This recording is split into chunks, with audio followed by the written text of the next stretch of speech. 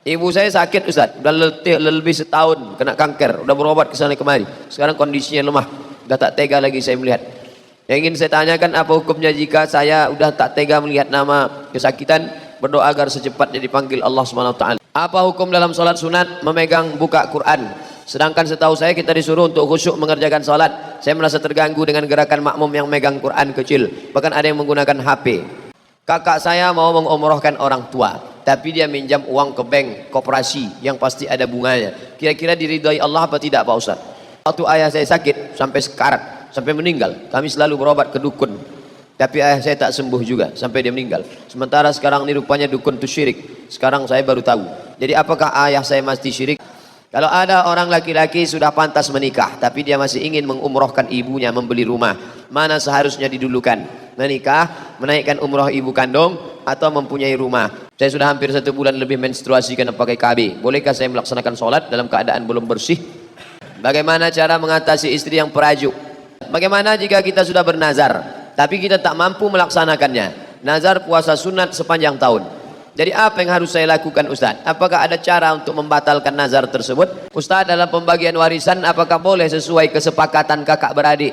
Tak dipakai hukum Islam. Saat ini saya tinggal berdua di rumah dengan ibu saya. Jika saya menikah nanti, apakah saya tetap tinggal serumah dengan ibu saya atau tinggal di rumah baru bersama istri saya? Saat ini saya tinggal berdua di rumah dengan ibu saya. Jika saya menikah nanti, apakah saya tetap tinggal serumah dengan ibu saya atau tinggal di rumah baru bersama istri saya? Istriku, ya, aku mau menikah dengan engkau. Oh, belum lagi, kan belum jadi bini. Oh my dear, oh my darling, I want you to be my wife. Tapi kau akan menjadi perempuan kedua dalam hidupku. Tentu dia marah kan? Berarti aku bukan yang pertama. Bukan, kau a second woman, perempuan kedua. Yang pertama siapa? Dibukanya lah tatunya. Ini tatuku. Apa punya? I love Ahmad Den. Rupanya dia preman tapi sayang sama emaknya. Lalu apa kata si perempuan itu? Bang, aku memang milikmu, tapi engkau adalah milik emakmu. Wah, tapi sayangnya dalam sinetron aja deh. Perempuan mesti paham bahwa suamimu itu pernah 9 bulan 10 hari tinggal di perut dia, mengalir darah emak itu dalam badan dia. Jangan sampai emak itu membawa HP ke toko servis HP.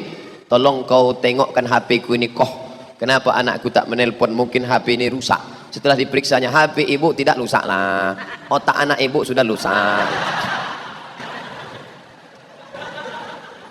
Jangan sampai datang mak tuh ke rumah kita mau meminjam duit 100.000 untuk buka puasa. Tak berbuah sawitku nak, pinjam duit kau 100.000, aku nak buka puasa. Kejap ya mak, ku tanya biniku dulu. Ibu saya sakit Ustaz, udah lebih setahun kena kanker, udah berobat ke sana kemari. Sekarang kondisinya lemah, udah tak tega lagi saya melihat. Yang ingin saya tanyakan, apa hukumnya jika saya udah tak tega melihat nama kesakitan, berdoa agar secepatnya dipanggil Allah SWT? Tak boleh. Tak boleh. La tatamannawna al-mauta. Jangan kamu minta mati, tak boleh. Minta kepada Allah SWT supaya Allah mencurahkan rahmat kasih sayangnya. Nanti di akhir majlis kita sama-sama berdoa supaya Allah mencurahkan rahmat, menenangkan hatinya. Dan tak ada yang mustahil bagi Allah. Innama amruhu iza arada syai'an ayakula lahu kun fayakun. Jangan menganggap kita lebih sayang daripada Allah. Allah itu lebih sayang daripada kita. Emak kita betul, tapi Allah lebih sayang. Cara Allah tak bisa kita pahami. Sedangkan cara emak tak bisa dipahami anak. Jangan kau main pisau, kata dia. Anaknya marah. Padahal tujuannya supaya jangan luka, tapi logika anak tak tertangkapnya logika emak. Kalau ada orang laki-laki sudah pantas menikah, tapi dia masih ingin mengumrohkan ibunya, membeli rumah, mana seharusnya didulukan? Menikah, menaikkan umroh ibu kandung, atau mempunyai rumah? Mohon untuk penjelasannya Pak Ustadz. Terima kasih Ustadz. Doa saya bisa menikah tahun depan ya Pak Ustadz. Umroh itu manis tata'a ilaihi sabila. Siapa yang mampu, yang tak mampu nanti saja. Rumah kebutuhan pokok, nikah kebutuhan standar. Kalau tidak meniti ai leo, lamo-lamo meniti ai mato. Maka man istata'a minkumul ba'ah, di antara kamu sanggup menikah, falyatazawwaj, menikahlah. Fa innahu aghaddu lil basar, menjaga mata, wa ahsanu lil farj, menjaga kemaluan. Duit 20 juta. Berangkat mak umroh 20. Mau pergi menikah meminang 20 juga. Mana yang didulukan ini? 20 memberangkatkan emak umroh atau 20 menikah. Iyakunu fuqara yughnihimullah. Kalau kau menikah, kau fakir, Allah akan mencukupkan engkau. Tak bisa dihukum generalisir. Kau adik-beradik berapa orang? Saya adik-beradik 9 Pak Ustaz. Kau nikah, abang-abang yang lain tuh iuran. Nanti setelah kau menikah rezeki datang, kau berangkatkan umrah. Kalau kau berangkat umrah, tapi kau tetap juga pacaran, melakukan perbuatan tak baik, fasik. Wallahu la yahdil qaumal fasiqin. Allah tak berikan hidayah kepada orang yang fasik. Berbakti pada orang tua itu baik, tapi menikah menolak mudarat.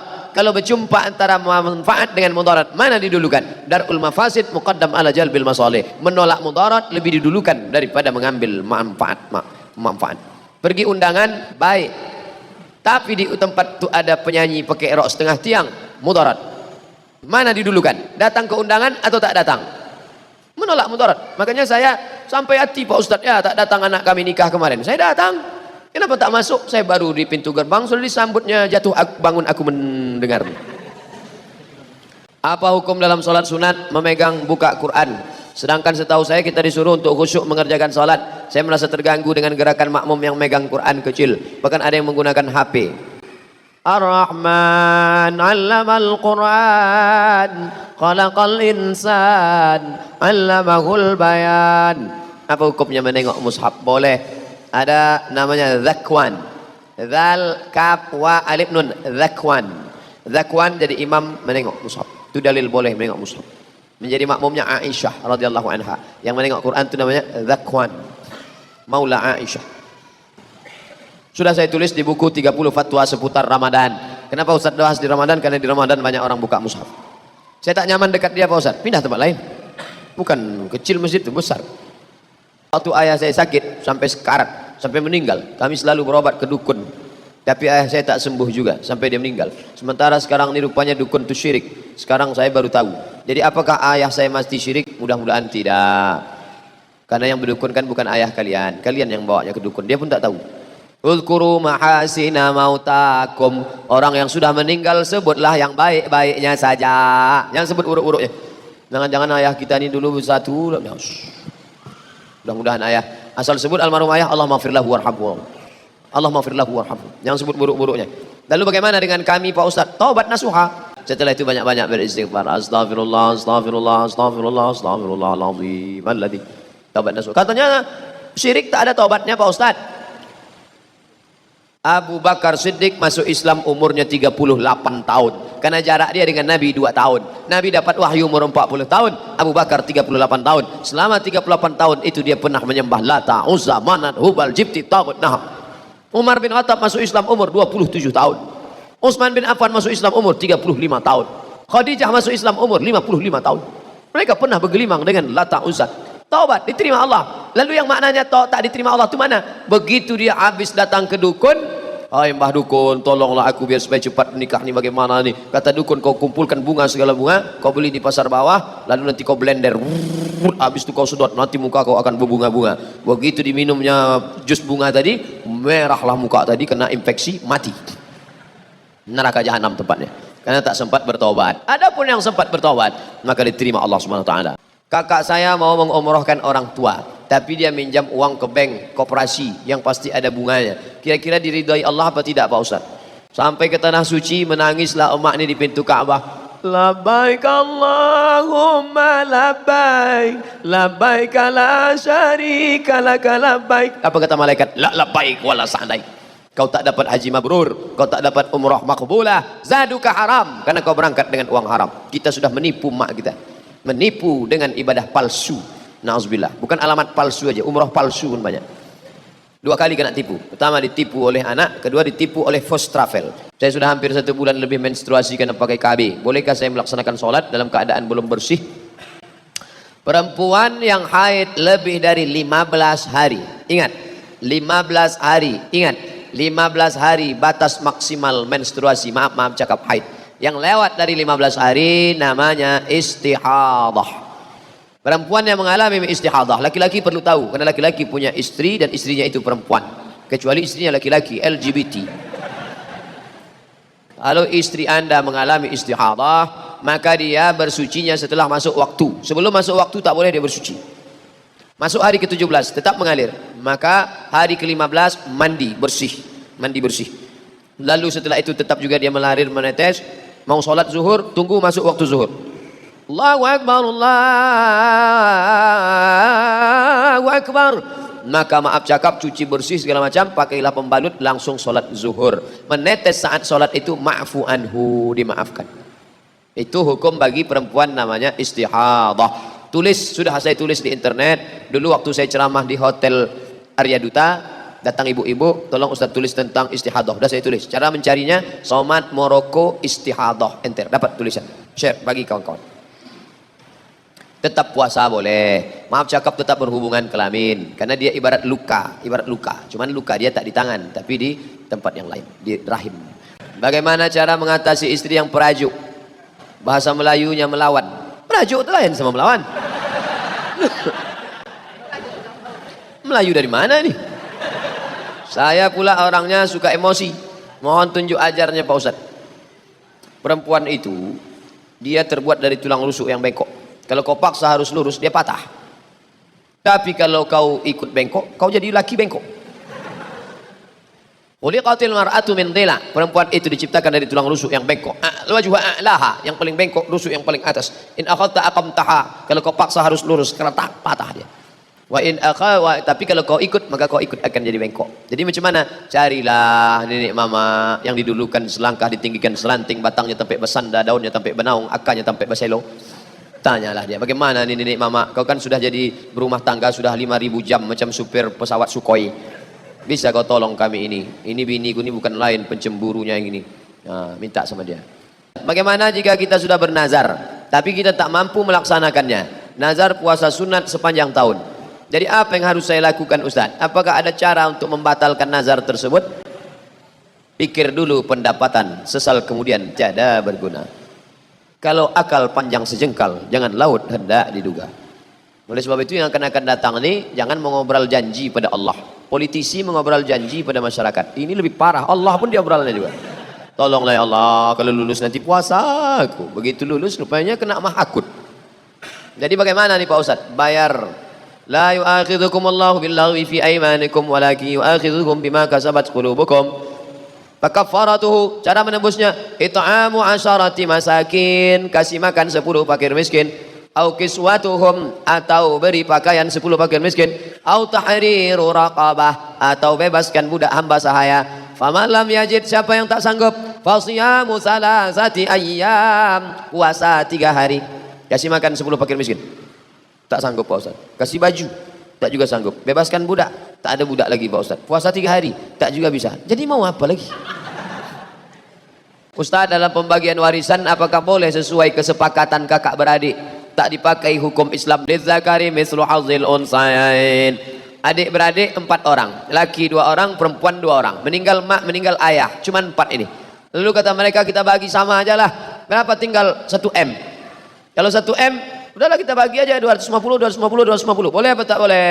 Maka dalam fatwa Asy-Syabakah Al-Islamiyah, boleh, syaratnya 3. Pertama, semuanya sudah akil baligh. Kalau ada satu tak akil balik, ada satu cacat mental, tak boleh. 2, masing-masing tahu jatahnya berapa. 3, yang berlebih mengikhlaskan sebagai sedekah. Otomatis si abang laki-laki 2 ini berlebih nih. Maka yang perempuan ini kurang. Maka si abang ini mengatakan, ambillah ini, takkan kungkit-ungkit sedekah. Abang ini mungkin tak bermasalah, cuman kakak iparnya di sini letak. Maka kalau tengok dulu, kalau abang ini termasuk ikatan suami takut bini, masalah.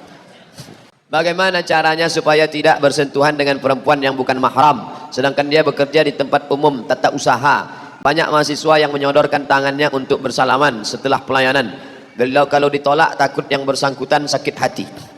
Orang mau menyodorkan tangannya ke kita kalau dia belum kenal kita. Tapi kalau dia sudah kenal kita, dia tidak akan sodorkan tangannya lagi. Mahasiswi tak pernah menyodorkan tangannya ke saya, karena dia tahu kalau Ustadz itu pasti tak mau. Tapi yang kita pilih-pilih, kalau mahasiswi itu cantik, mau, asal jelek tidak. Kita pokoknya asal dia datang kita gini kan. Universitas yang memfasilitasi supaya dosen dengan siswa tak bersentuhan tangan bukan UIN, bukan Universitas Islam, justru UGM. Yang dulu kata orang sekuler, dulu orang sampai ngejek UGM universitas gak ono masjid. Tapi kemudian yang pertama kali memfasilitasi waktu wisuda, bagaimana supaya wisuda tak bersentuhan antara profesor doktor dengan mahasiswanya, dikasih sarung tangan berwarna putih. Mahasiswa-mahasiswa yang tidak mau bersentuhan dengan rektor, dengan wakrek, dengan dosen, profesor, guru besar, dikasih sarung tangan warna putih. UGM punya inisiatif. Islam akan bangkit di Indonesia insyaallah. Allahu Akbar. Gerakan sholat subuh berjamaah bukan dimotori Universitas Islam. Justru yang memotori pertama kampus gerakan subuh berjamaah ITS, Institut Teknologi Surabaya. Nah, jadi yang bangkit itu orang-orang umum, luar biasa. Pak Ustadz, bagaimana cara menghilangkan perasaan gundah gulana? Kenapa? Tidak ada sebabnya. Tidak ada sebabnya. Gundah gulana karena apa? Maka dicari sebabnya. Tak ada angin, tak ada hujan, gundah gulana saja. Berarti kena sihir. Disantet orang, saraf terganggu. Ala bidzikrillahi tatma'innul qulub. Ketahuilah dengan mengingat Allah hati menjadi tenang. Banyak berselawat. Allahumma shalli ala sayyidina Muhammad wa ala ali Muhammad. Allahumma shalli ala sayyidina Muhammad wa ala ali Muhammad. Allahumma shalli ala sayyidina Muhammad. Bangun pagi perjalanan ke kantor, ke sekolah, ke kampus, ambil pegang tasbih 1000 pagi. Allahumma shalli. Tak juga hilang Pak Ustaz. Coba dulu. Jangan mudah bilang tak hilang. Coba dulu. Coba besok. Tak juga hilang SMS saya. Nanti saya kasih obat tidur. Saya mau bertanya, saya tahu meninggalkan sholat itu berdosa, tapi setan itu selalu menghasutku. Bagaimana cara mengatasinya? Kadang kita kasihan nengok setan. Kata setan, aku tak ada menggoda, kata dia. Kau aja yang tak sembahyang, kata dia. Udah lama aku berhenti dah, kata setan. Nanti muncul komisi perlindungan setan. Pak Ustadz, suami saya tak sholat. Bisa Ustadz kirimkan nomor Ustadz Saifullah supaya diruqyah, ya. Diruqyah Ustadz Saifullah 3 kali. Tak juga sembahyang. Tak ada respon. Memang tak ada jin di dalam. Memang dia aja malas. Kapan kita harus melakukan sujud sahwi dalam sholat dan bagaimana melakukannya? Dalam kitab penulisnya murid Imam Syafi'i. Artinya emak, induk segala kitab. Imam Syafi'i. Siapa yang lupa kunut subuh, maka dia sujud sahwi. Sami Allahu liman hamidah. Mestinya angkat tangan. Allahumma hadina fi man hadain wa afina fi man afait. Lupa dia baca kunut subuh. Langsung dia Allahu Akbar. Maka sebelum salam dia sujud sahwi. Bil alamin innaka Hamidum Majid. Allahumma ighfir lima qaddamtu wa ma akhartu wa ma asrartu wa ma a'lantu wa ma asraftu wa ma ta'ala minni. Antal muqaddim wa antal muakhir la ilaha illa anta subhanaka inni kuntu minadh dhalimin. Allahumma inni a'udzubika min adzabi jahannam wa min adzabil qabri wa min fitnatil mahya wal mamat wa min syarri fitnatil masiihid dajjal. Sebelum salam sujud sahwi. Allahu Akbar. Subhanallahi la yanamu wa la yashu. Maha suci Allah yang tak tidur dan tak lupa. Allahu Akbar. Duduk antara dua sujud. 2 kali sujudnya. Sujud lagi. Subhanallahi la yanamu wa la yashu. Allahu Akbar. Baru salam. Assalamualaikum warahmatullahi. Assalamualaikum warahmatullahi. Bagi yang tak mau baca subhanallahi la yanamu wa la yashu, tetap baca doa sujud. Subhana rabbiyal a'la wa bihamdi. Kalau orang membeli rumah kita dengan KPR bank konvensional, apakah kita kena dosa riba? Ibu jual nasi, Minang Maimbau. Tiba-tiba datang orang beli nasi. Bu, nasi 3 bungkui, enggak pakai lamo. Apakah ibu bertanya, ini duitnya dari riba atau dari mana nih? Bapak jual semen dan kerikil. Tiba-tiba datang orang, Pak, lagi yang bos semen 3 sak. Apakah bapak bertanya, ini duitnya dari riba apa dari mana? Kita tak perlu tanya, yang penting yang kita jual itu halal. Yang tak boleh itu barang yang kita jual, ini haram. La'anallahu akilar riba. Naha Rasulullah SAW an samanil kalbi. Nabi melarang samanil kalbi, jual anjing. Wa mahril baghi, duit hasil WTS, prostitusi. Wa ulwanil kahin, duit hasil dukun. Ki Joko Bodo, Ki Gendeng Pamungkas, dukun, tak boleh. Kalau penasihat spiritual Pak Ustadz, podo sami mawon. Ustadz, apa hukumnya jika ada orang perempuan mengunggah foto video anaknya ketika masih kecil dan anak perempuan? Apakah ketika anak tersebut berdosa setelah besar karena ada foto videonya tak menutup aurat? Anak kecil mana ada auratnya? Anak kecil tak ada aurat. Tapi jangan di-share foto anak-anak kita, nanti bisa kena ain deh. Ain hak. Dicetak orang foto itu, ditengok. Bisa. Atau disantetnya, dibawa kayaknya ke dukun. Bisa. Yang ada foto-foto ambil sekarang. Jangan sampai foto anak itu mandi hujan tak bercelana dibuat. Ustaz, apa hukumnya Kita listrik setiap bulan tarifnya naik, bukan turun subsidi, sedangkan pemakaian hari-hari tak bertambah. Apa kami berdosa karena negara zalim pada kami? Jadi fatwa tentang mencuri listrik haram itu yang mensosialisasikannya ke MDI saya. Kebetulan saya pagi Jumat mengisi materi di MDI. Pagi Jumat, khotib Jumat, sebelum khotib saya kasih pembekalan di kantor MDI. Kebetulan datang pula orang PLN situ. Sosialisasi listrik haram. Langsunglah saya diminta menyampaikan materi hukum listrik haram. Jadi saya bukalah fatwa ulama Saudi Arabia. Di Saudi Arabia berkembang opini, ada orang mengatakan boleh mencuri listrik kalau negara itu menganiaya kita. Maka dijawab oleh ulama, negara menganiaya tidak menyebabkan kita halal mencuri listrik, karena listrik itu bukan punya negara. Ini yang perlu diluruskan. Listrik ini punya umat seluruh Indonesia. Maka kalau kita curi listrik, kita tidak merugikan negara, tapi kita sedang memakan hak umat seluruh Indonesia.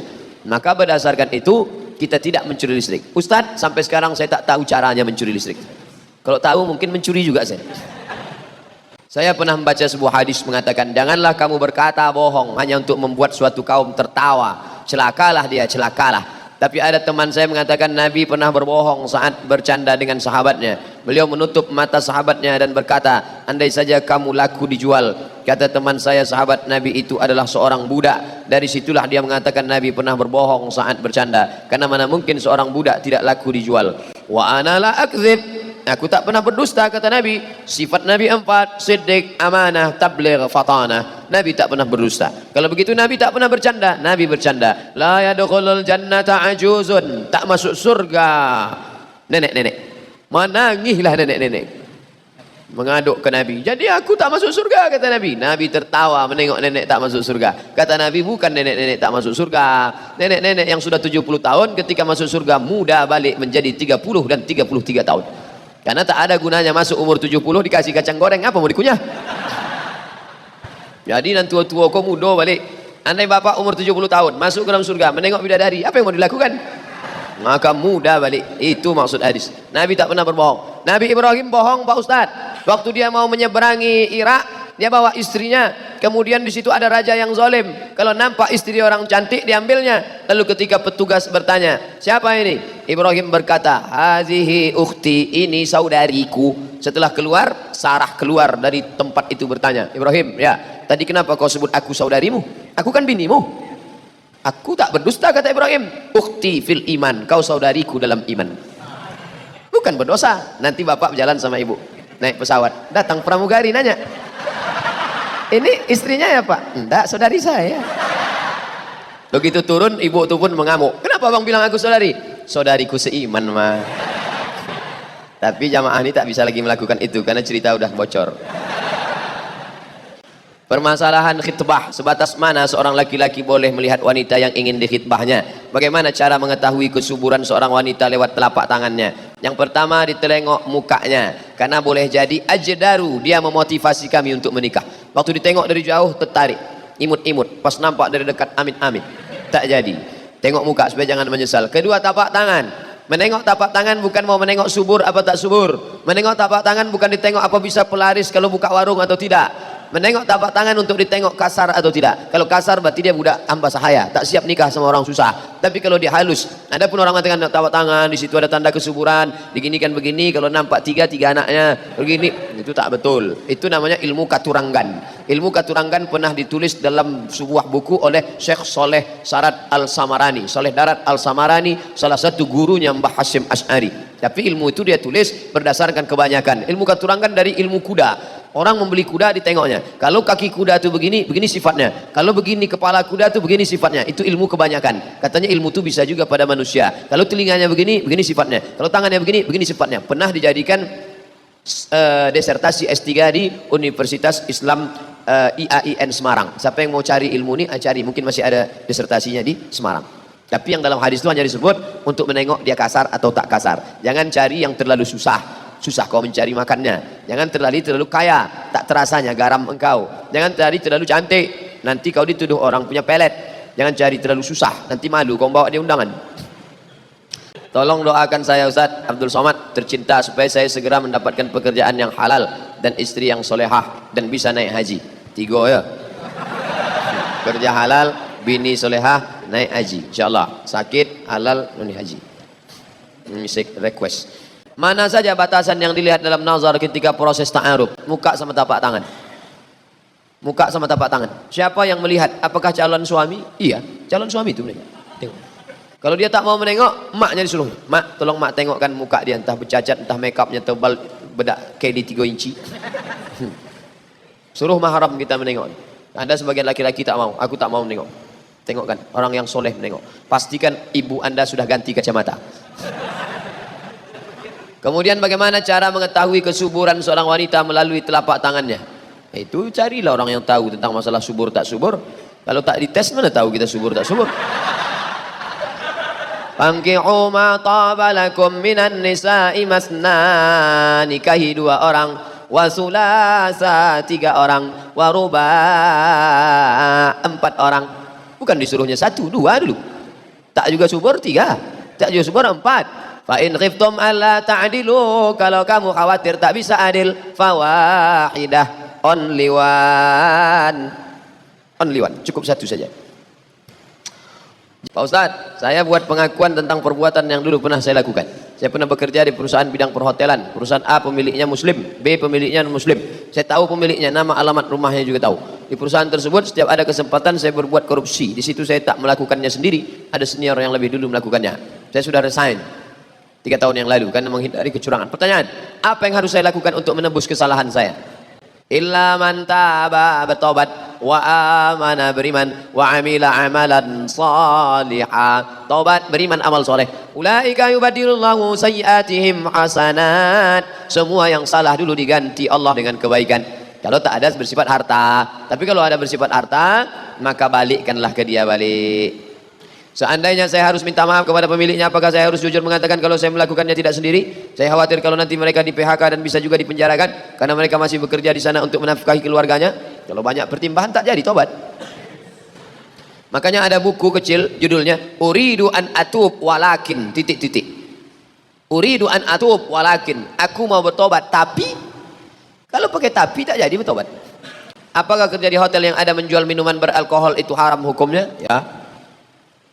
Karena masuk berkoalisi dia di dalam itu. Kita jangan belanja ke tempat yang ada jual alkohol. Karena dia masuk dalam barang-barang yang dijual. Pilih toko muslim. Allah Ustaz Somad itu kemarin nampak kami belanja di tempat yang ada jual alkohol. Tak ada barang itu di tempat lain. Hanya ada di situ saja. Maka saya cari di situ. Ustaz, ada sebuah toko kafe terkenal. Pemiliknya pernah mengatakan bahwa mendukung LGBT. Starbucks. Apa malu-malu nyebutnya? Starbucks. Dan sebagian keuntungan dipakai untuk LGBT. Bagaimana hukumnya beli kopi di situ? Mendukung LGBT lah. Nanti di akhirat nampak sumbangannya untuk LGBT. Ditanya malaikat, LGBT, kenapa kalian besar? Karena ada sumbangan. Siapa yang menyumbangnya? Itu yang di surga. Tarik balik, obok-obok balik masuk neraka. Gara-gara menyumbang ke Starbucks. Macam tak ada aja kopi yang lain. Kopi sidikalang berserak-serak. Kenapa mesti kopi Starbucks itu diminum? Orang ini zaman sekarang kan gaya-gaya aja. Dia pun tak pula suka minum kopi. Cuman duduk di situ, update status. Dah duduk di Starbucks, pahit juga. Sama pahit. Apa hukumnya kalau dibuat skripsi bohong, tipu? Man ghasyana falaysa minna. Siapa yang menipu bukan umat kami. Wa may yaghlul, siapa yang curang, ya'ti bima ghalla yaumal qiyamah. Dia akan memikul kecurangannya nanti hari kiamat. Yang curang zakat dalam hadis memikul kambing, curang zakat memikul onta. Tapi yang memalukan mikul skripsi. Masih keren lagi yang mikul Kijang Innova plat merah. Ada yang lebih parah lagi, mikul bakwan. Ada lagi yang mikul salah lawak. Makan 2 bayar cie.